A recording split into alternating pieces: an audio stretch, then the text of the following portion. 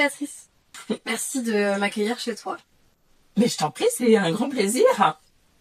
J'ai quelques questions à te poser. Ah bon? Ouais.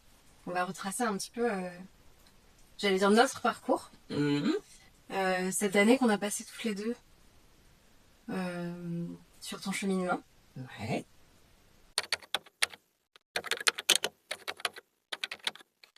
Alors, euh, c'était très compliqué. J'avais eu 15 jours de vacances, mais dès le début des vacances, on m'a fait constater qu'il y avait quelque chose qui n'allait pas du tout. Et du coup, suite à ça, je me suis fait arrêter. Et quand je t'ai appelé, ça faisait 15 jours que j'étais arrêtée. Et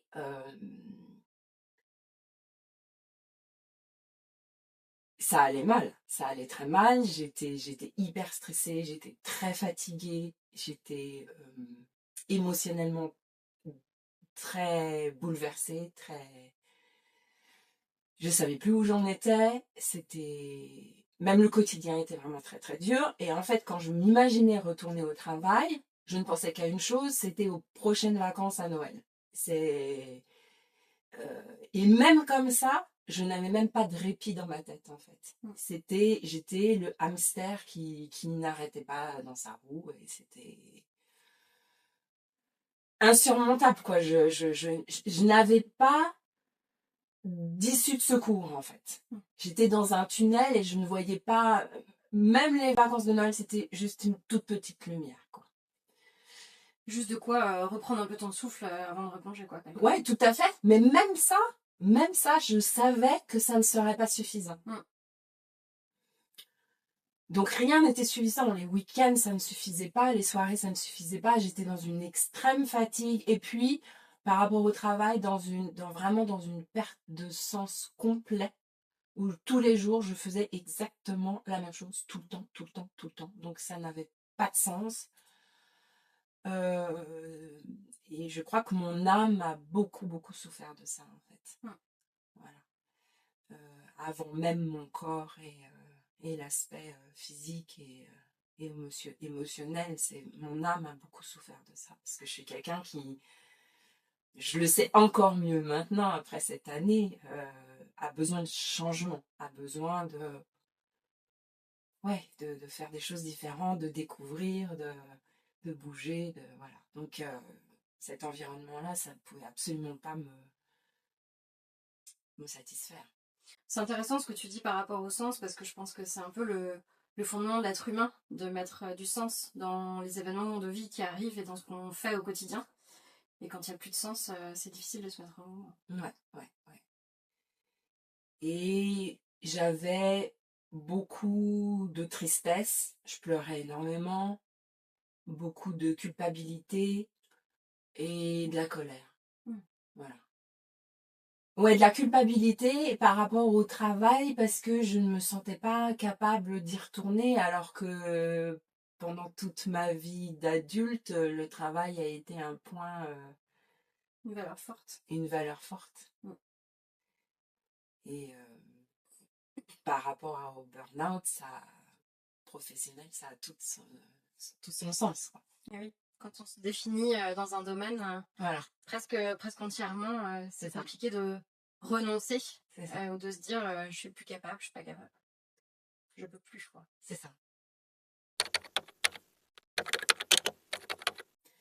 Alors, c'était ce dont je parlais tout à l'heure. Au tout début de mes vacances, je rencontre une kinésiologue avec qui ça a été assez catastrophique. Ça a eu des conséquences assez négatives. Donc ça a été une thérapeute, mais dans ma vie, j'ai fait beaucoup de thérapies. Diverses et variées, plus psychologiques ou plus énergétiques. Ouais, j'avais déjà fait beaucoup de choses dans ma vie. Ouais. Et ça t'avait fait du bien. Ça m'avait, alors surtout l'énergétique, oui, ça m'a fait avancer. Oui, ça m'a fait du bien. Euh, mais je pense que, bah voilà, il me fallait quelque chose d'autre pour, euh, pour avancer encore plus et puis pour pour appréhender des nouvelles notions ou des choses que j'avais vues mais en coup de vent de manière pas assez approfondie et qui m'a menée là où je suis arrivée du coup parce que c'est tout ça j'avais pas assez travaillé en fait. Voilà, c'est la plure d'oignon, hein, voilà, on y va de plus en plus et puis donc là j'ai avec toi j'ai pu appréhender des choses voilà d'une façon différente et puis de manière plus approfondie et puis des thématiques différentes, voilà, qui étaient plus, comment je vais dire, adaptées à ma vie quotidienne en fait. Jusqu'alors j'avais fait des choses qui étaient peut-être plus du domaine spirituel en fait, et là c'était plus adapté à ma vie quotidienne, de qui je suis au quotidien, comment je suis construite pour pouvoir le déconstruire et puis faire quelque chose. En faire quelque chose et créer la nouvelle Béatrice 2.0.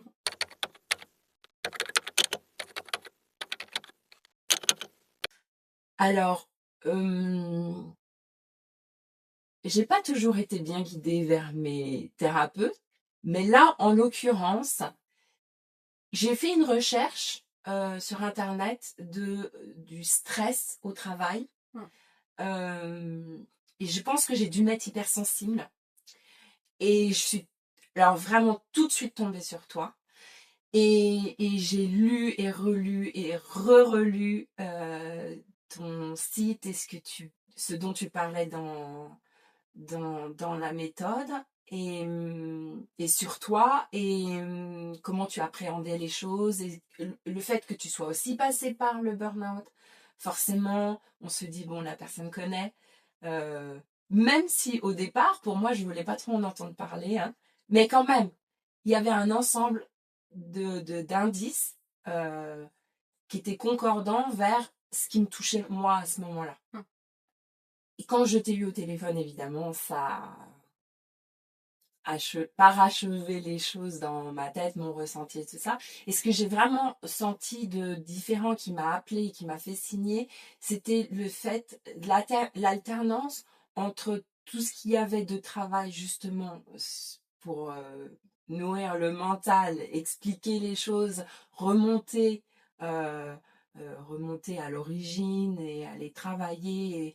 Et donc, ce qui m'a beaucoup plu, c'est l'alternance entre ce coaching, cet accompagnement, et puis d'aller rechercher les choses, et que ça soit après travailler dans le corps grâce à la kinésio.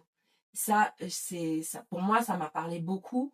Ça m'a convaincu que les deux étaient tellement complémentaires que ça ne pouvait que aboutir à des bons résultats. Et j'ai trouvé ça très innovant en fait, et très différent, et ça m'a convaincue. Merci. Voilà. Je vais rebondir sur ce que tu disais tout à l'heure, sur le fait que parfois burn-out, ça peut paraître un peu comme un gros mot, ou à l'inverse comme quelque chose maintenant d'un peu désuet presque, on est en burn-out, on va prendre un peu de vacances, puis ça va bien se passer, quoi. C'est un peu rentré dans le langage courant. Et puis, on sait finalement pas trop ce que ça veut dire. On peut s'imaginer que, on est un peu fatigué, on va se reposer, puis ça va aller. Ou à l'inverse, qu'on est au fond du lit et qu'on va pas s'en sortir. Et en fait, il y a un entre-deux aussi dans le burn-out, où on sent que ça va pas bien. On sent qu'il y a une perte de sens, effectivement, au travail, mais ça peut être aussi dans d'autres domaines. Et du coup, qu'est-ce qu'on fait avec ça quand on n'a pas la bonne définition, quoi? Moi, je crois que j'avais la définition commune, en fait, hein, et que je savais en effet pas ce qui se cachait derrière, ce que ça recouvrait réellement. Et je pense qu'en fait, il y a peu de personnes qui le savent, malheureusement. Et alors moi, j'étais pas dans le cas où j'ai pas pu me relever du jour au lendemain, parce que ça, on l'entend quand même que c'est le signe, mais non, je suis pas d'accord. Moi, ça n'a pas été le signe, parce que je pense que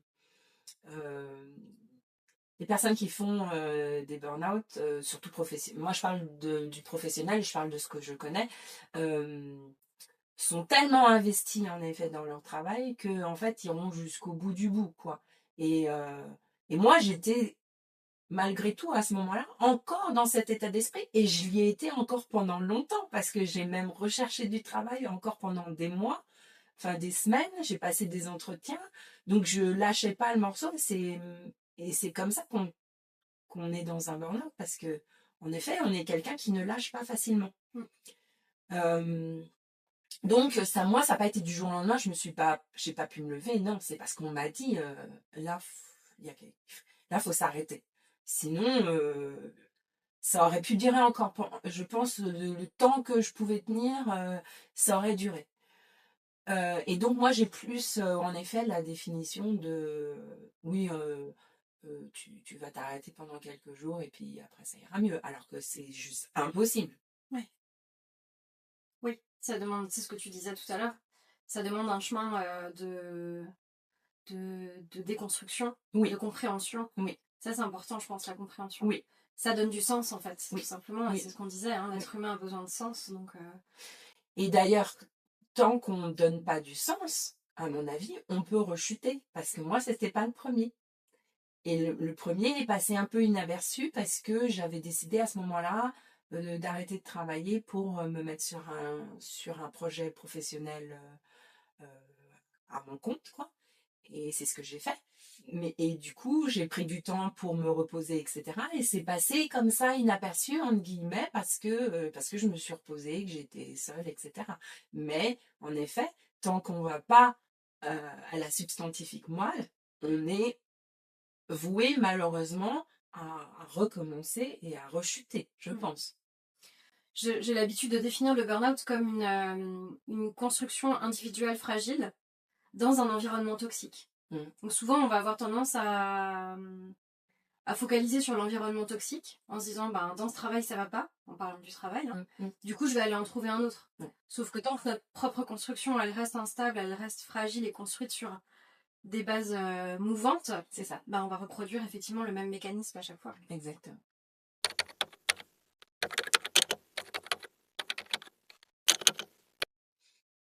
Alors, ce qui a été le plus difficile,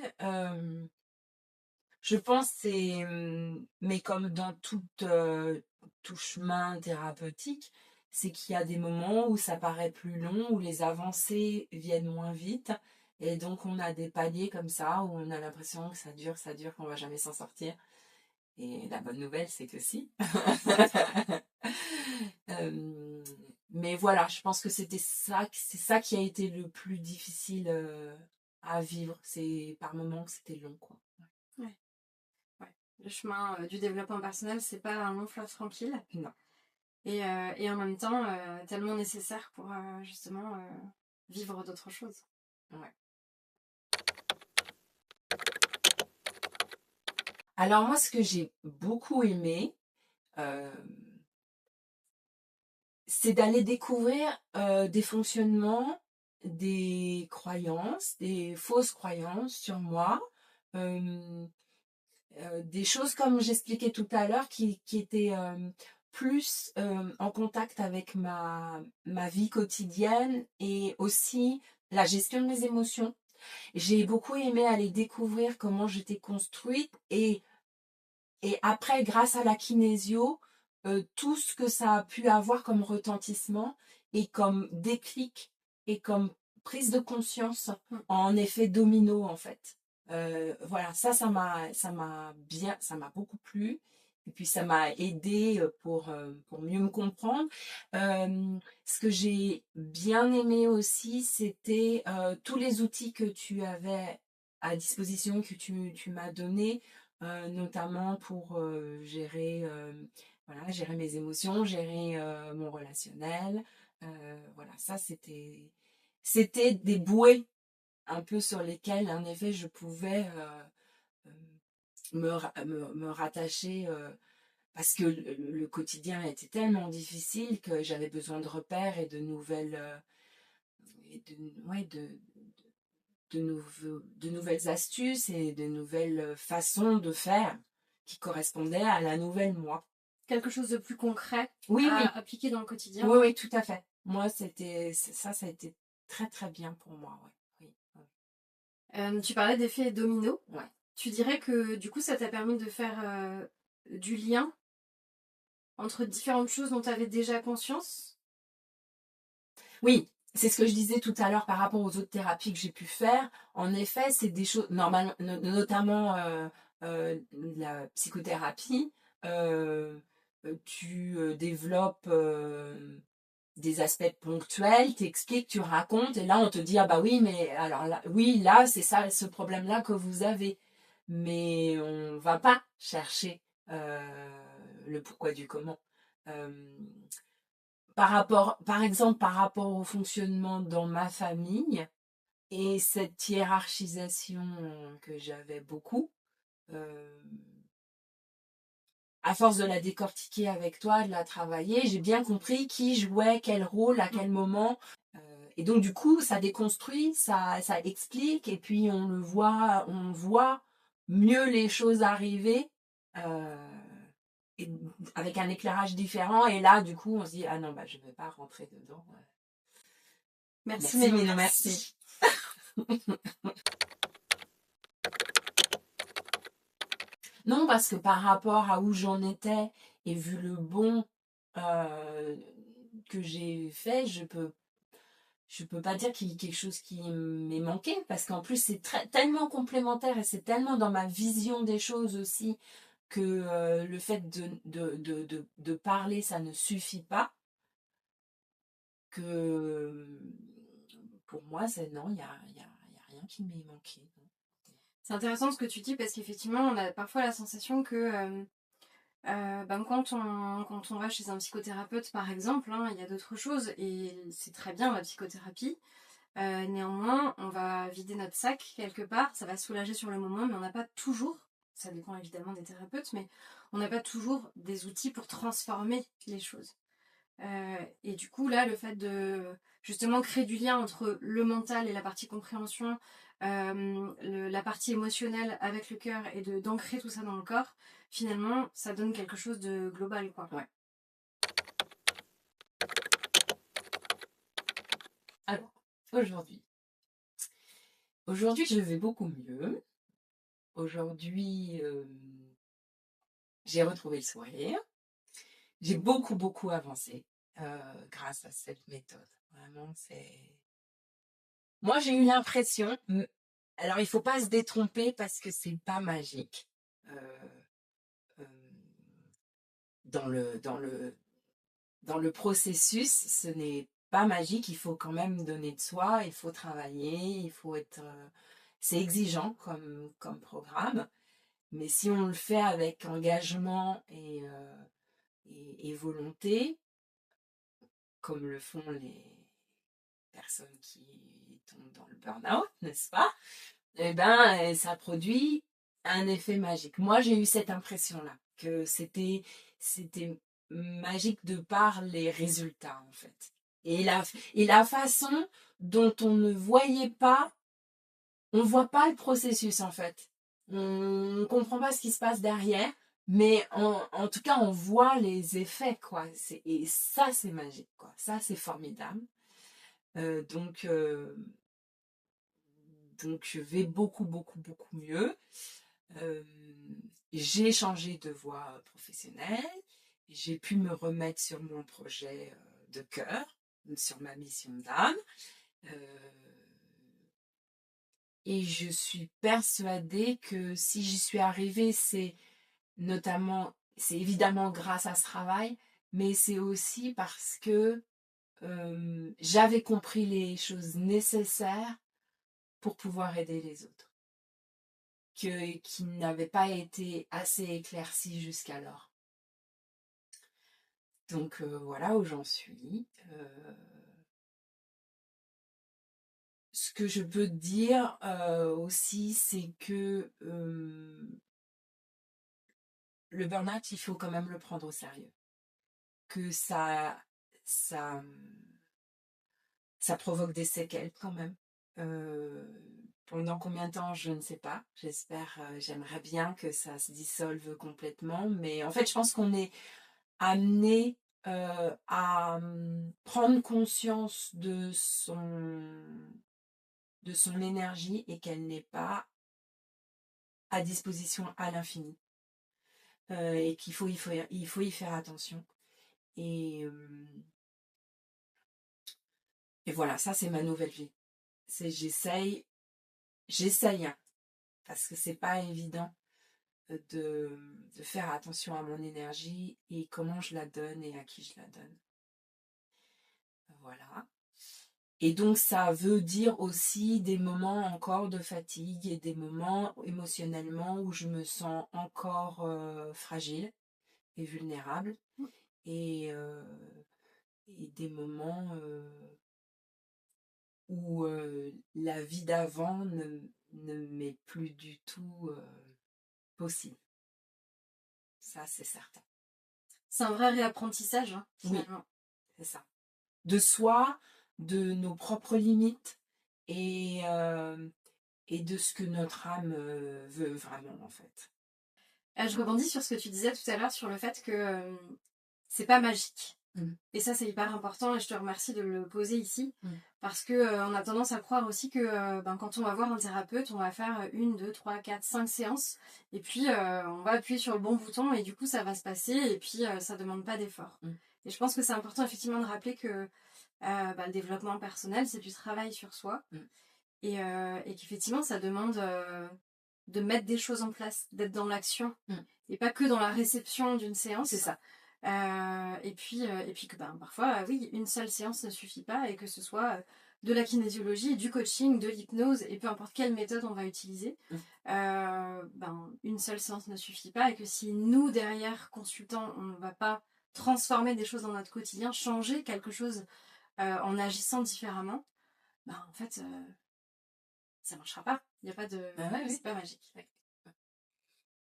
Les bouddhistes disent le maître arrive quand l'élève est prêt. C'est beau. Oui. Donc merci beaucoup au maître que tu es de m'avoir sorti d'un certain écueil. Merci à toi pour ta confiance. Je dis toujours aux gens qui viennent me voir que sans vous, moi je fais rien en fait, toute seule dans mon cabinet, donc c'est important aussi de valoriser aussi ce travail-là et de mesurer à quel point c'est important.